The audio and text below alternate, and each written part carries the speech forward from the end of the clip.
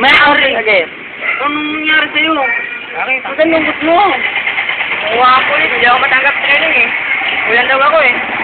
Wala yung mga requirements ko, hindi ako matanggap training. Well, hindi ba ako pwede magpatulong? Alam ko na! Baby! Dito! Bakit mga pare? Problema na naman ata kayo ah. Oo, meron nga eh. Ano may problema sa niya? Ito. Bakit ang problema na naman ito? Paso ko ng polis. Kulang daw ako sa requirements siya sa training. Putangin na naman ngayon. Papasunog ka yan eh. Putangin na kulang ka pa sa training. Sa laki ng katawan mo. Putangin na. Wala sinanganapin sa akin. Putangin na. Base body to, pre. Putangin na ako noon, unang pasok ko noon. Unang training ko noon, puta pa ako sa kalsada, puro bubog pa yan. Putangin na, 100. Rango ko? Puta, double bar. Wow. Second corporal. Wow. Puta, pagtapos yan, di ba? Pagtapos yung second corporal, third corporal, punta na kayo sa kali, eh. Ayun. Alam ko yun, ah. Traffic enforcer na. Hindi ganun yun. Hindi ko traffic enforcer. Pagtapos yung major na kayo nun, eh.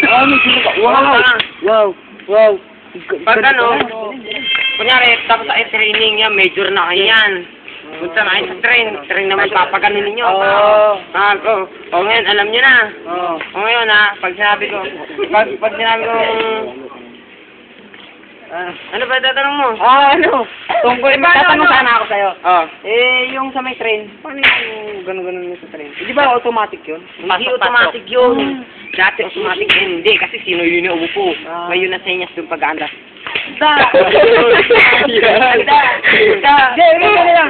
Paano putang na pag pumunta ako sa station tapos hindi ba ako tinanggap? Paano gagawin natin doon? Huwag mo resbaan, masama yun. Pag di ka tinanggap, siguro mo na, sapalin mo na. Puta, re-resbaan pa. Pag ako sa'yo, sa nila. Tangina, subukan nyo nga mag-training, kung makapagdundalo kayo, makapagpulis kayo.